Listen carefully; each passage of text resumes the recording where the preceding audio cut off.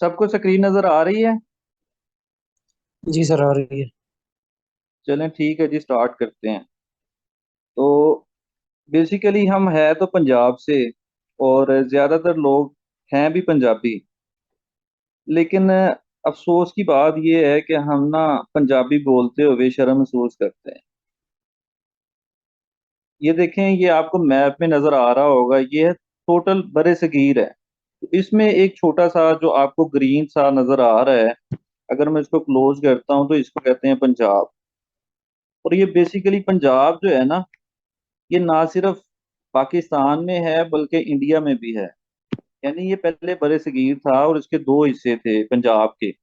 और वो दोनों को मिला के एक था पंजाब, जिसको हमारे वाली साइड को क्या कहते थे, लेंदा पंजाब। और इंडिया वाले पंजाब को कहते थे चढ़दा पंजाब। यानी कि ईस्ट पंजाब और वेस्ट पंजाब। तो ये पंजाबी हमारी बड़ी अच्छी जुबान थी, बड़ी मीठी बोली थी इसकी। मन खिंचवी जिसे हम कहते हैं पंजाबी में, वो वाली जुबान थी। लेकिन क्या है कि हम गोरों के पीछे लग गए, अंग्रेजी के पीछे लग गए, उनके लिबास, उनके रहन सहन, उनकी तहजीब व तमद्दन, उनको अपनाते गए। लेकिन आज आपको ना एक सेंस ऑफ प्राउड आएगी कि यार हमारी बैकग्राउंड क्या थी और हम क्या बन गए। पंजाबी इतनी डेप्थ वाली लैंग्वेज है और इतनी मजे की लैंग्वेज है, इतनी पुरानी लैंग्वेज है कि आपको पहले शायद इस चीज का आइडिया ही ना हो। तो आज हम इसी के बारे में, मैंने जो टॉपिक रखा है ना, पंजाबी जुबान का पिछोखर। यानी कि पंजाबी जुबान का पसे मंजर, हिस्ट्री, और कौन लोग थे, पंजाबी कैसे मार्ग वजूद में आई, और ये सारी चीजें हम आज डिस्कस करेंगे। और मजे की बात ये है कि पेपर में भी ना एक क्वेश्चन मस्ट आता है। और क्वेश्चन यही होता है, पंजाबी जुबान का पिछोखर के बारे तुसी की जानते हो। और ये 16 नंबर का क्वेश्चन हर पेपर में आया है, 2016 से 2023 तक। कमोबेश ये 5-6 बार आ चुका है। तो पंजाबी जुबान का ये एक हमें एडवांटेज है कि जो हमने ये आज टॉपिक करना ना, हम ये गारंटी से कह सकते हैं कि ये हमारे 16 नंबर सिक्योर हो जाएंगे या 15 नंबर आ जाएंगे। दूसरे सब्जेक्ट्स के जो है ना पेपर, उनके बारे में हमें श्योर नहीं होता ये टॉपिक हमने कर लिया पेपर में आएगा कि नहीं आएगा। ठीक है। तो इसमें ये एक एडवांटेज है कि जो हम करेंगे वो हो सकता है कि आपको स्टार्ट में लिखने में प्रॉब्लम आए।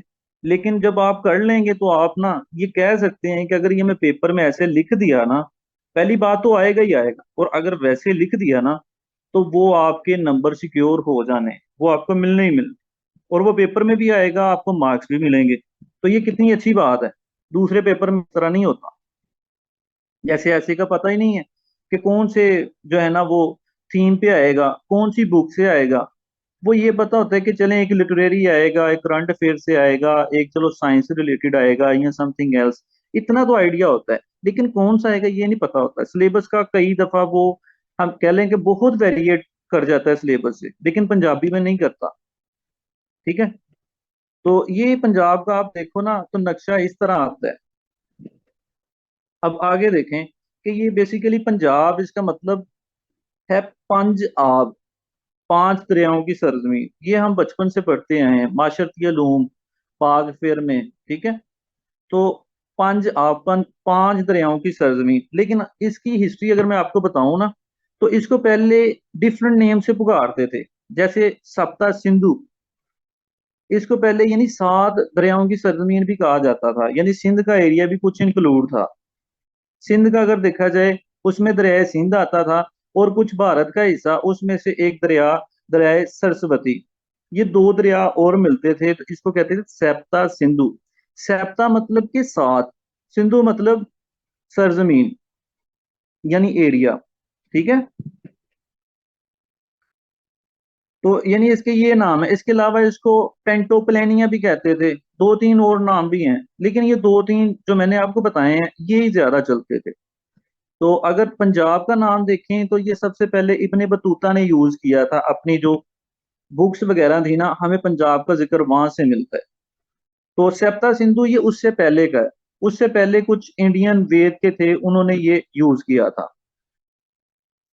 तो इसकी एक बड़ी हिस्ट्री भी है पंजाब की। आप देखो कि हमेशा वहां पे पब्लिक ज्यादा होती है जहाँ पे सरखेज जमीन होती है, लोग वहां पे रहना पसंद करते हैं। इवन चरिंद परिंद जानवर सब जो हैं वो ऐसी जगह पे रहना पसंद करते हैं जहाँ पे कोई हरियाली हो, पानी का इम्कान हो, यानी रहने के लिए कोई उन्हें परेशानी ना हो।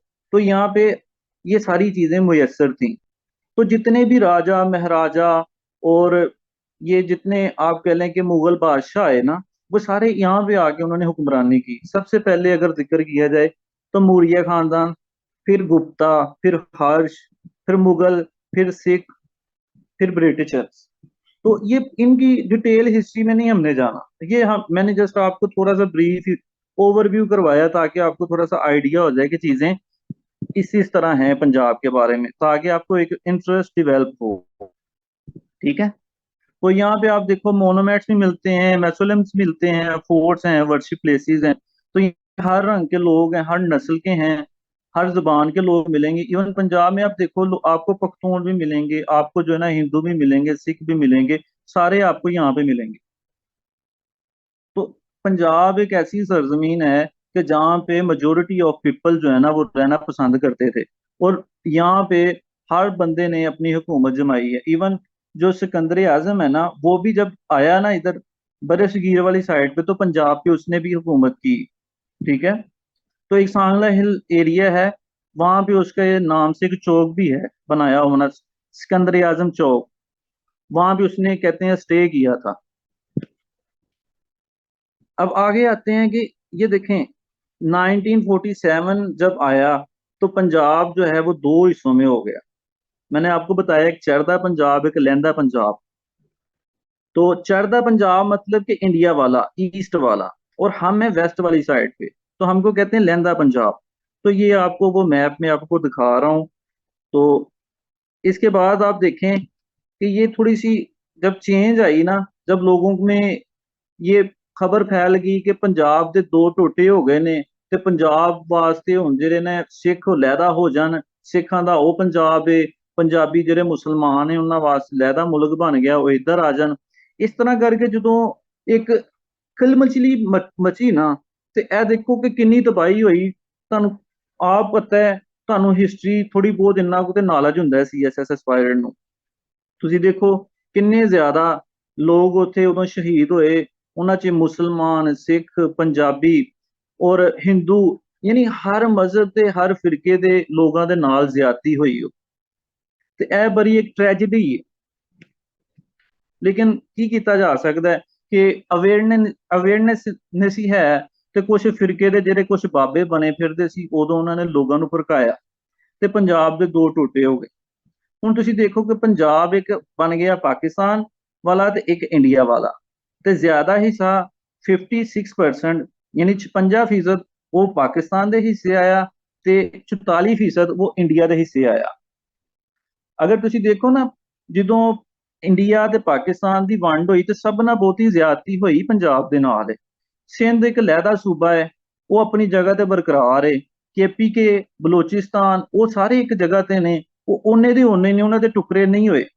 ਤੇ ਜਿਹਦਾ ਦੋ ਟੁਕੜੇ ਹੋਏ ਨੇ, ਉਹਦੀ ਤਹਿਜ਼ੀਬ ਨੂੰ ਅਲੱਗ ਕੀਤਾ ਗਿਆ ਤੇ ਲੋਕਾਂ ਨੂੰ ਅਲੱਗ ਕੀਤਾ ਗਿਆ। ਉਹਨਾਂ ਦਾ ਆਪਸ ਵਿੱਚ ਪਿਆਰ ਔਰ ਉਹਨਾਂ ਦੀਆਂ ਸਾਰੀਆਂ ਚੀਜ਼ਾਂ ਸ਼ੇਅਰਿੰਗ ਸੀ, ਉਹਨਾਂ ਨੂੰ ਸਭ ਤੋਂ ਜ਼ਿਆਦਾ ਦੁੱਖ ਹੋਇਆ।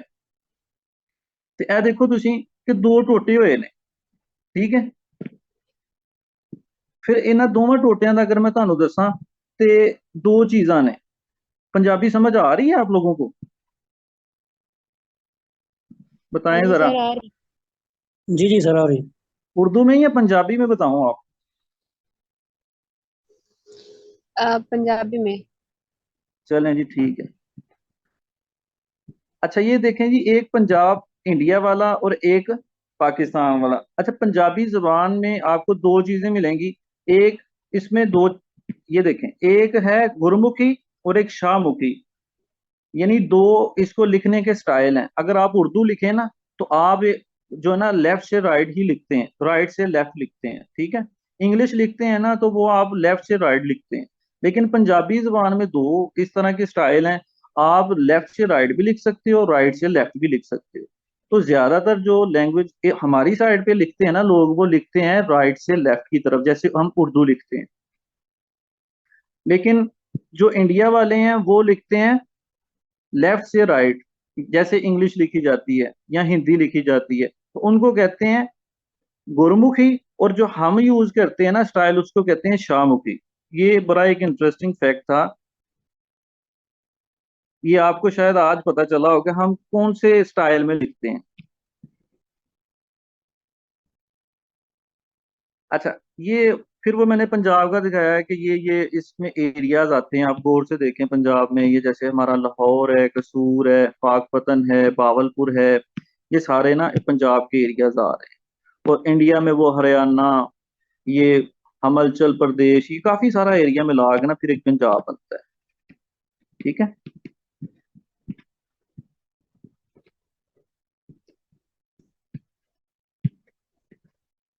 अब ये देखें, ये हम अब आ जाते हैं, हमने जो डिस्कशन सारी करनी है ना, पंजाब तो है हमारा साझा ही है। ठीक है। यानी कि जो हम डिस्कशन करेंगे ना ओवरऑल पंजाब पे होगी, क्योंकि हमारे जो पोइट होते हैं, हमारे जो बड़े बड़ वडेरे होते हैं ना, उनकी हम वंड नहीं कर सकते, उनको हम ना अलहदा अलहदा नहीं कर सकते। अगर कोई हमारा पोइट अगर इंडिया में दफन है तो वो उर्दू का पोइट है। ठीक है। गालिब उधर है तो हम उसे इधर भी प्यार करते हैं। तो अगर इकबाल इधर है तो उसे लोग वहां भी उसे जानते हैं, या तुर्की में भी उसे लोग प्यार करते हैं। तो ये हम ना इनकी वंड नहीं कर सकते। तो इसी तरह जब हम बात करेंगे ना पंजाब की, तो ज्यादातर ओवरऑल पंजाब की बात करेंगे, क्योंकि हिस्ट्री बहुत इसमें रिलेट करती है। और जब मेनली करेंगे तो वो पाकिस्तान वाला पंजाब इसमें आ जाएगा। तो ये पाकिस्तान का मैप है और साथ में ये सारे इसमें एरियाज मैंने ना सारे हाईलाइट किए हैं। ठीक है। तो ये सारा बस आपके लिए ना एक दफा वो सिनेरियो बना रहा हूँ ताकि आप पंजाब को समझें, बाद में पंजाबी बोली की तरफ आएंगे, फिर सिलेबस की तरफ आते हैं। अच्छा, ये आप देखेंगे पंजाब में पूरे पाकिस्तान में अगर देखें ना लैंग्वेजेस कितनी बोली जाती हैं, वो कोई कम अज कम 10-12 लैंग्वेजेस हैं जो मेजर हैं। इसके अलावा मिनॉरिटीज की भी कुछ हैं। ठीक है। लेकिन ये इंटरेस्टिंग फैक्ट है कि पाकिस्तान में सबसे ज्यादा बोले जाने वाली जुबान वो है पंजाबी, लेकिन जो नेशनल लैंग्वेज बना दी हमने, वो हमने बना दी जनाब उर्दू। और उर्दू बोलने वाले लोग कितने हैं? जस्ट 8% है। तो पंजाबी जुबान के साथ कितनी ज्यादती हुई, पहले हमने पंजाब के साथ की, उसके बाद पंजाबी के साथ की। ठीक है। तो होना तो ये चाहिए था कि पंजाबी जुबान अगर मेजोरिटी में वो बन जाती, लेकिन इसका पस मंजर में अगर हम देखें तो काफी सारी चीजें और भी हैं। अगर हम पंजाबी को बना देते तो वो सिखों ने जो सिंधी थी उन्होंने कहना हमारी पुरानी जुबान है, इसको भी प्रमोट किया जाए, या पख्तूनों की उसको बनाया जाए। इसलिए क्यूमुलेटिवली जो एक जुबान बनाई गई, जिसको प्रेफर किया गया, वो उर्दू की गई। लेकिन पंजाबी के साथ तो जुल्म हुआ ना, सबसे ज्यादा ये बोली जाती थी। सिंधी 12% है तो सिंधी को नहीं बना सकते थे। लेकिन ये सारे कन्फ्रंटेशन से बचने के लिए फिर उर्दू रखी गई, ताकि सब जो है ना वो इसी पे रिलाई करें। अब आते हैं डायलैक्ट्स। डायलैक्ट्स ये कहते हैं लहजे, पंजाबी के लहजे। पंजाबी के ना डिफरेंट लहजे हैं। वो कहते हैं कि 12 को दूर चले जाइए ना तो लहजा बदल जाता है। यानी 12 किलोमीटर के फासले पे एक नया लहजा बन जाता है। ये इसमें एक क्वालिटी है। बाकी दूसरी लैंग्वेजेस में भी है, जैसे इंग्लिश अगर यूके की देखें वो और है, और जो ऑस्ट्रेलिया की वो और है, और जो अमेरिका की उसमें थोड़ा सा डिफरेंस है। तो इसी तरह पंजाबी में भी है। पिंडी वाली साइड पे जाएंगे और लहजा मिलेगा, लाहौर में और मिलेगा, मुल्तान वाली साइड पे और है, कुछ सराइकी, कुछ कुछ। तो लेकिन सबसे ज्यादा जो लहजा यूज होता है ना वो है माझी लहजा। लाहौर कसूर इस एरिया में जो बोला जाता है ना, तो ये माझी लहजा यही हम प्रेफर करेंगे कि सीएसएस में जब हमने लिखना है ना पेपर में, ये लहजा अगर हम लिखें तो वो सबसे बेस्ट है, क्योंकि ज्यादातर बुक्स भी इसमें लिखी गई हैं। लेकिन जो पोइट्री है ना वो हमें सराइकी में भी मिलेगी, वो हमें जो है वो हिंदको में भी मिलेगी, वो हमें दूसरी जो डायलेक्ट उनमें भी मिलेगी। ठीक है।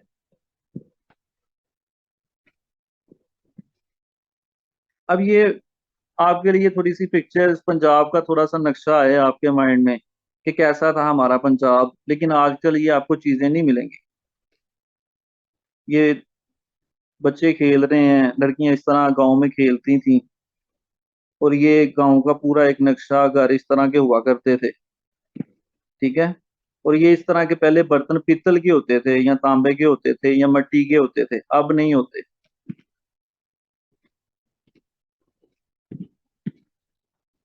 ये इस तरह पहले होते थे कुएं, अब तो घर घर में वो नल लगे हुए हैं ना।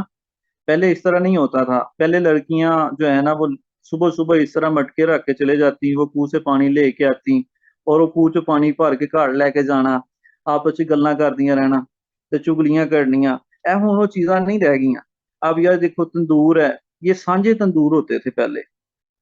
यानी कि माएँ बहनें जो होती थी ना, वो एक घर में तंदूर लगा होता था या एक एरिया में, वहां पे जाके सब रोटियां पकाती, और एक ने कहना कि मैं तुम्हारी पका देती हूँ आज रोटियां, भैने तू कोई होर काम कर ले, भैने चल आज मैं तेरियां पका देनी, भैने आज मैं अग बाल दी है तू पका। तो ये इससे ना एक बड़ी मोहब्बत बढ़ती थी आपस में। लेकिन आजकल आपको ये कभी नहीं मिलेंगे, मोस्टली लोगों ने तो ये देखा ही नहीं होगा। ये मेरे ख्याल में हम वो बाहर 90s वाली जो है जनरेशन जिन्होंने ये देखा है। आजकल वो होटल रेस्टोरेंट वाला सिस्टम आ गया है, और खून सफेद होते जा रहे हैं जैसे जैसे कैपिटलिज्म सिस्टम आता। ठीक है। तो ये देखें, ये आप इस तरह की अब गेमें नहीं देखेंगे, अब बच्चों को मोबाइलों पे देखेंगे ज्यादातर। तो ये घर में ही, हर घर में एक टोका लगा होता था, माल मवेशी माल डंगर सब ने रखे होते थे, और इस तरह का ही बड़ा सादा सा माहौल होता था। लेकिन जैसे जैसे मकान पक्के होते गए, दिल भी पक्के होते गए, और लोग एक दूसरे से दूर ही होते जा रहे हैं। तो ये देखे ना, इधर भी इसी तरह वो लो, इसको कहते हैं लो, जहाँ पे रोटियां पका रही हैं, नीचे वो आग लगी हुई है, और साथ में देखें कितना एक मजेदार सा माहौल था। ये साग और मकई की रोटी और साथ में लस्सी। अब ये चीजें कहाँ होती हैं। ठीक है। तो ये सारा तो मैंने आपको पहले बताया पंजाब के बारे में, पंजाब का पहले नाम क्या था, पंजाब पे जो बादशाह इन्होंने हुकूमत की, और जैसे इसकी तकसीम हुई। तो ये थोड़ा सा मैंने आपको पस मंजर बताया। अब आते हैं मेनली जो हमारा सब्जेक्ट है, सीएसएस। सीएसएस में ये है 100 नंबर का मजमून है, और आप लोगों को लिए मैं कहता हूँ कि ये बहुत बड़ी अपॉर्चुनिटी है। ये ना सिर्फ आपको पूरे नंबर दे सकता है, पूरे में से कम भी अगर देगा ना तो 90 नंबर आपको दे सकता है, अगर आप उतनी मेहनत करते हो एक पॉलिटिकल साइंस सब्जेक्ट में या इन्वायरमेंटल साइंस में, या आप कोई भी फिजिक्स केमिस्ट्री या कोई और सब्जेक्ट, बिजनेस एडमिनिस्ट्रेशन। तो सबसे ज्यादा आपको जो मार्क्स देगा ना वो ये सब्जेक्ट देगा। मतलब अगर आपने 8 दिन ये सब्जेक्ट पढ़ा है और 8 दिन दूसरा सब्जेक्ट पढ़ा है, तो मैं गारंटी से कहता हूँ आपके नंबर इस वाले सब्जेक्ट में ज्यादा होंगे, पंजाबी। क्योंकि जस्ट इन्होंने रखा ही इसलिए है कि लोग ना तारीख भूल गए थे कि पंजाबी जबान है क्या, लोग इसको शर्माते हैं। तो आप देखो इस लेवल पर रखने का कोई ना कोई मकसद था उनका। वो यही था कि इनको ना एक अटैचमेंट दी जाए बच्चों को, और वो सीखें और पंजाब के बारे में जानें, और उनके अंदर वो एहसास कमतरी खत्म हो। इसका मकसद यही है। और इसमें कोई ऐसी फिलॉसफी नहीं है कि आपको जो ना वो सिखाई जाए। ये यही है कि आपके अपने असलाफ के साथ आपका एक कनेक्शन बने, आप अपने जो बड़ वडेरे हैं उनको जानें, उनकी पोइट्री जो है, उनका जो इलम है उन्होंने मिराज छोड़ी है, उसके साथ कनेक्ट कनेक्ट हो जाए। तो ये इसका मकसद है। इसके लिए मैं आपको बुक बताता हूँ, ये अगवाई बुक सबसे बेस्ट है। ठीक है। तो ये आपने बुक ले लेनी है। ये बुक अगर आप अपने भी हाथ पे पढ़ लेना, जस्ट इसे पढ़ लें। अगर आप पंजाबी बोलते हैं या आपके घर में बोली जाती है या पंजाब से बिलोंग करते हैं, तो ये अगर बुक पढ़ लेंगे ना तो आपके 80+ मार्क्स तो कहीं नहीं गए। लेकिन मैं अगर इसको करवा रहा हूँ ना आपको, तो मैंने, आप देखना आगे मैंने कितना वर्क किया है इस पे।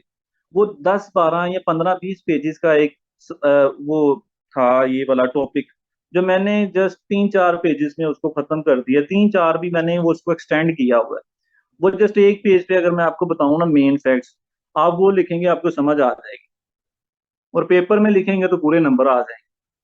तो ये चीज है आपको करवाने की। अब मैं बताता हूँ इसमें है क्या क्या चीज। स्क्रीन सबको नजर आ रही है? जी नजर आ रही है सर। अच्छा, ये देखें, नसाब सीएसएस का।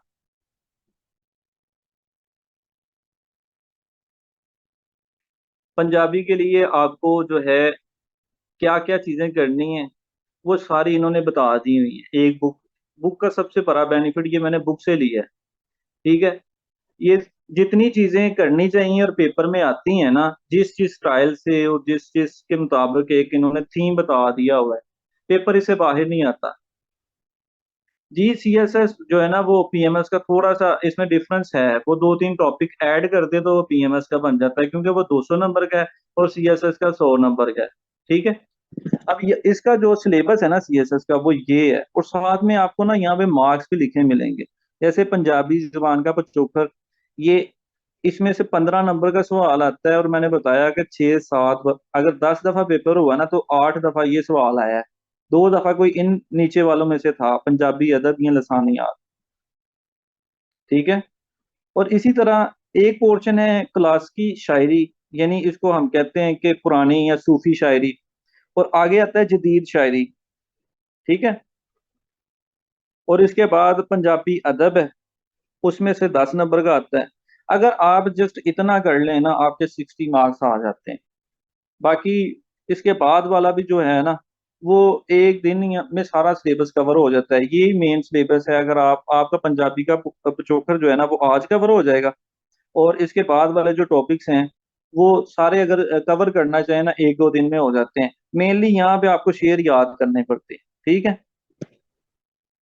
एक मिनट जरा मुझे ये बताइएगा, ये कहाँ, ये जो पहले तीन जदीद और क्लासिक और पिछोकड़ कर लें तो 60 मार्क्स का हमारा पेपर कवर हो जाएगा। हाँ, इसमें से 60 मार्क्स का इस तरह हो जाता है कि एंड पे ना वो एक टॉपिक, दो तीन छोटे छोटे टॉपिक हैं। ठीक है, वो मैं भी आपको बताता हूँ नेक्स्ट। क्योंकि इनमें आपको ना सारे शेर याद हो जाएंगे, और आपको पंजाबी लैंग्वेज की हर चीज की ना वो क्या कहते हैं, इची फिर बिची। कई दफा क्लासिक में से दो भी तो दे देता है, कई पांच पेपर में दो हाँ, भी आए इसी हुए हैं तरह ही होता है क्लासिक ना। के। हाँ, क्लासिक, कभी क्लासिक में से भी 2 बार दे देता है, कभी आपको ना वो जदीद शायरी में भी दो दे देता है। अगर दे, इस हाँ जी, तो चार अगर वैसे हो जाएंगे अगर हाँ, अगर आ जाए तो। आ जाते हैं अक्सर। मैंने कहा कि अगर आपको मैं ये 3 करवाता हूँ ना, ये यही पेज अगर मैं आपको कवर करवाता हूँ, तो इनमें से एक हम्म दिन मैं और छोटे छोटे टॉपिक रखूंगा, और इनके साथ मैं रिलेट करके बताऊंगा। ठीक है। हम्म वो हम्म 10% ये होगा, 90% आपका इसी में हर चीज आपकी कवर हो जानी है। जो रह जाएगा ना वो अपने बिहाफ पे आप लिख सकते हो। मेन है कि आप लिखना जब एक दफा स्टार्ट कर देते हो तो आइडियाज खुद ब हम्म खुद आ जाते हैं। यहीं पे आप देखो कि हर शेर के शायर के आपको कम से कम कोई 15, 15 नहीं, 15 तो बहुत ज्यादा हो जाते हैं, 7 8 शेर याद करने पड़ते हैं। ठीक है। तो शेर याद करना ही इसमें काम है, बाकी इतनी सादा सादा स्टोरी है कि आप एक दफा पढ़ लो ना तो आपको कभी भूलेंगी नहीं। ठीक है। लेकिन वो इतनी लेंथी स्टोरी करने की बजाय मैंने उनका ना बड़ा आसान सा हल ढूंढा हुआ है कि मैंने उनके निमोनिक्स बना के रखे हुए हैं। मैं जस्ट नाम लूंगा 2 पर्सन का और साथ में एक लफ्ज लिखूंगा, आपको वो स्टोरी की समझ आ जाएगी कि इसमें ये था। कभी भूलेंगे नहीं। और क्योंकि उसमें 20 25 स्टोरीज हो जाती हैं, बल्कि 30+ स्टोरीज होती हैं। अगर आप अपने बिहार पे याद करोगे ना, निमोनिक्स के साथ नहीं करोगे, तो आपको वो स्टोरी पेपर में भूल जाएगी, मिक्स होगी, आपको याद नहीं रहेगा कि ये करेक्टर का उसमें क्या रोल था या इसमें था। आपको समझ ही नहीं आएगी पेपर में। तो जो निमोनिक्स होंगे ना वैसे आपको याद रहेगा। ठीक है। अब ये देखें, नेक्स्ट है तख्लीकी नसर। ये सारे अफसाने जो है ना, अच्छा, एक अफसाने में भी आगे 4 4 स्टोरियां हैं, कईयों की 12 12 13 13, किसी में 10 10 है, और किसी में 2 3 है। तो ये हमने याद करनी है। अब मैंने ये इसके बाद तहकीक व तनकीद, ये भी फ्री वाले नंबर ही हैं। ये आपको जस्ट थोड़ा सा बताना है, अपने भी हाथ पे एक दफा रीडिंग कर लोगे ना तो ये हो जाएगा। इसके बाद जो एंड वाला पोर्शन है ना, 15 नंबर वाला, वो आप देखें, असनाफे अदब लोग अदब। ये श्लोक, काफी, गजल और नज्म, ये सारे आप समझो आपकी शायरी में कवर हो गए। बाबा फ्री जब हम करेंगे तो आपका श्लोक कवर हो जाएगा, और बाबा बुल्ले शाह जब हम करेंगे तो आपका काफी कवर हो जाएगा। नज्म ये आपको उर्दू में बड़ी अच्छी से आपने पढ़ा होगा। गजल आपने ये भी आपको पता है किसको कहते हैं। जंगनामा, जंगनामा ये भी बड़ा आसान है कि जो जंगी हालात हैं उनको बयान करना शायरी में या सिनफी नसर में, तो इसको हम जंगनामा कहते हैं। इस तरह से हमने इसको कर लेना। ये आपका ये पोर्शन हो गया।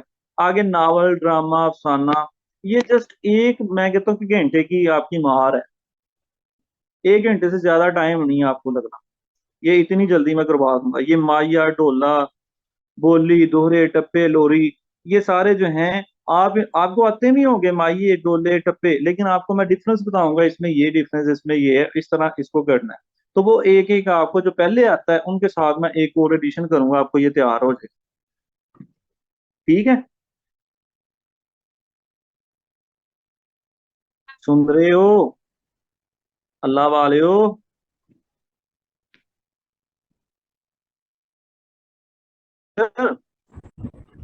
जी जी सर, हैं, सुन रहे हैं।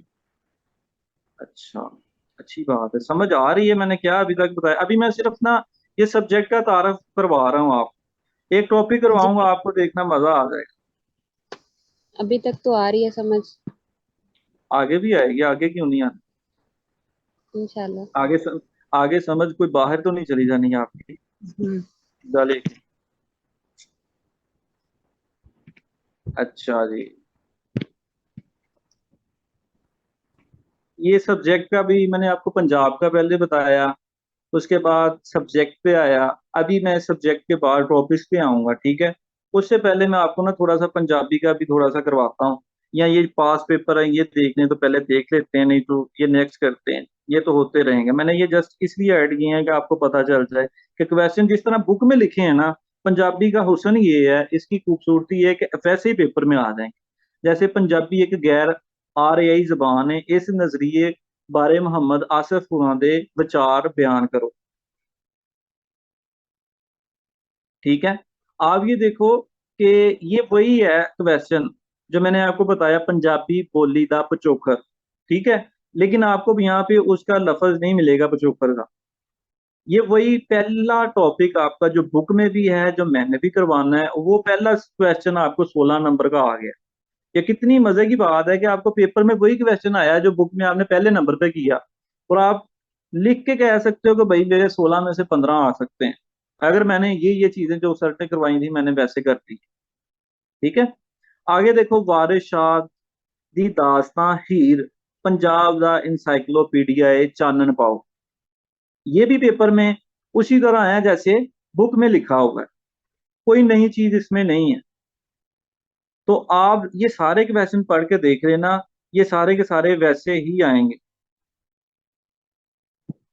ठीक है, अब अगले पेपर में भी देख लो, आपको एंड वाले क्वेश्चन, क्वेश्चन नंबर 9 में देखो, आपको पंजाबी बोली का पिछोकर मिल गया, 8 नंबर का आया हुआ है। और श्लोक जो हम बाबा फरीद पढ़ेंगे ना, बाबा फरीद का मतलब यही है कि उनकी सारी पोइट्री श्लोक में ही है तकरीबन।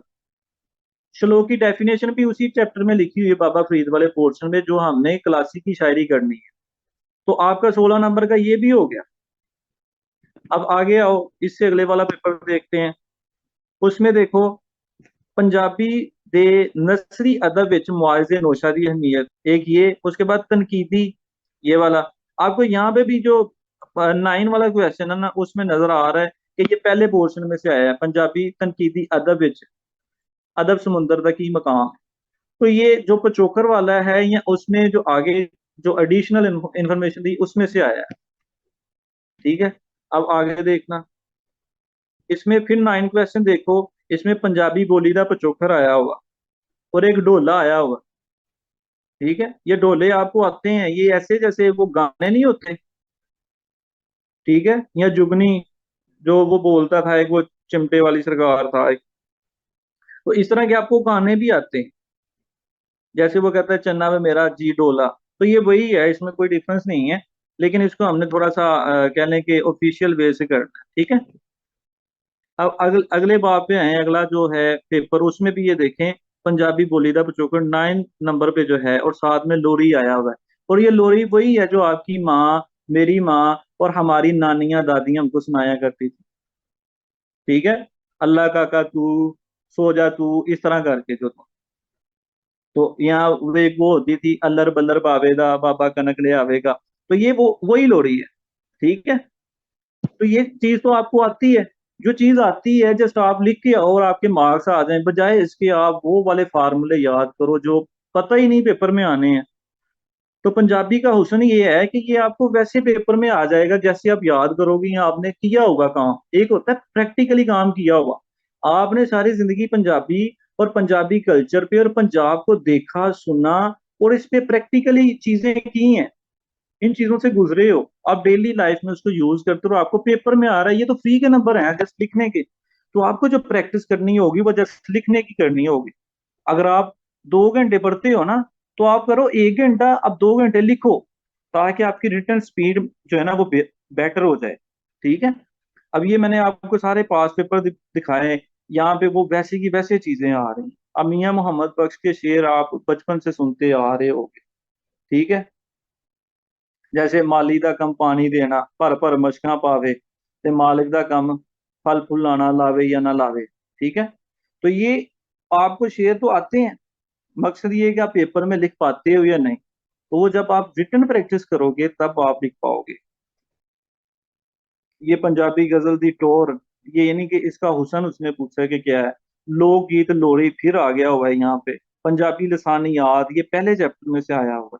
तो इसमें मुझे बताएं, कोई नई चीज तो हमें करनी नहीं पड़ रही ज्यादातर। एक देखें, इंग्लिश हमें पहले पहले नंबर पे इंग्लिश नहीं आती होती, फिर वो कैब नहीं आती होती, फिर उसके सेंटेंस की समझ नहीं आ रही होती। हम सारी चीजों को समझ के उसका फिर थीम समझते हैं कि यार इसने कहा क्या है। फिर हम उसको उर्दू में ट्रांसलेट करते नहीं समझ आती, फिर पंजाबी में करके फिर हम 2-3 घंटे लगा के वो एक पेज करते हैं।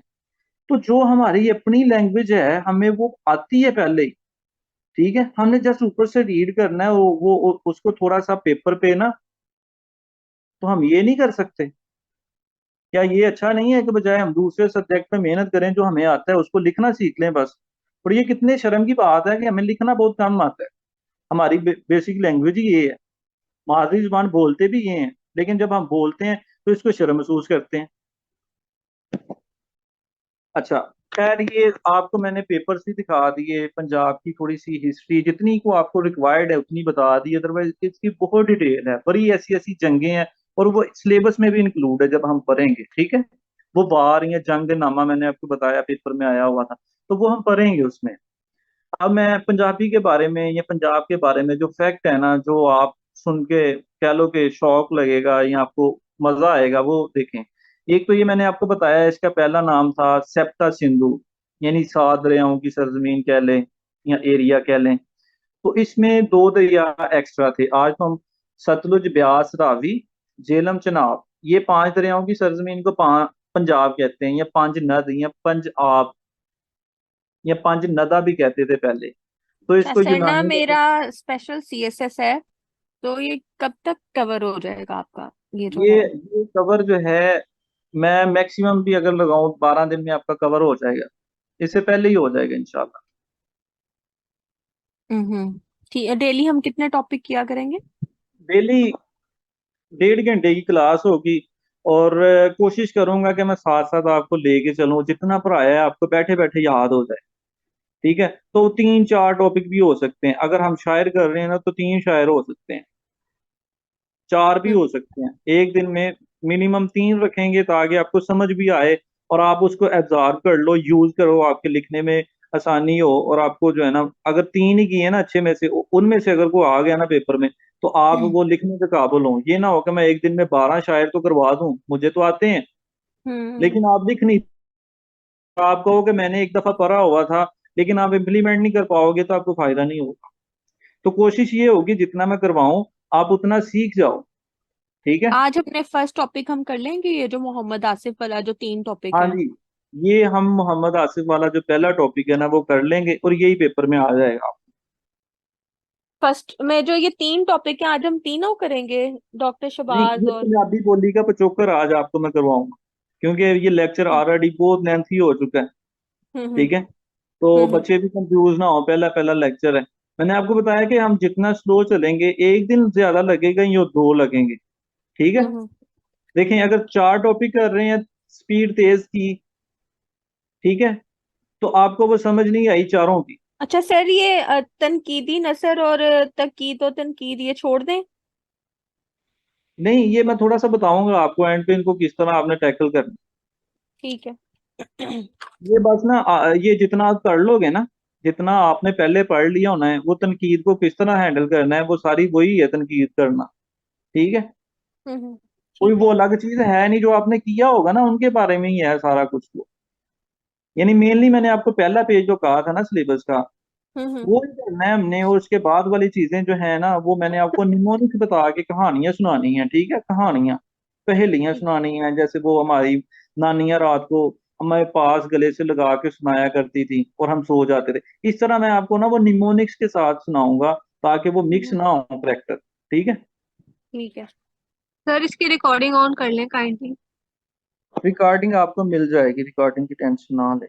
और सर मुझे एक क्वेश्चन ये भी था कि सर मैं उर्दू स्पीकिंग हूँ तो मैं पंजाबी इजीली कवर कर लूंगी।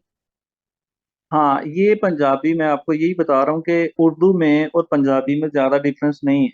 मैं ये आगे जाके ना थोड़ा सा प्रूव भी करता हूँ आपको। ये जो हमारा माजी लहजा मैंने आपको कहा ना यूज करना है, माजी, ठीक है। ये डायलैक्ट जो है इसको ही हमने पेपर में लिखना है, और इसी को ज्यादा वो प्रेफर भी करते हैं, मार्क्स भी इसी से आते हैं। ये है भी आसान, उर्दू के साथ ये मिलता जुलता है। मैं आपको आगे वो बताता हूँ कैसे होना है, ठीक है। ठीक है सर, थैंक यू। अच्छा, ये सैप्ता सिंधु ये मैंने आपको बता दिया, दो दरिया और मिले तो इसको सैप्ता सिंधु कहते हैं, ठीक है।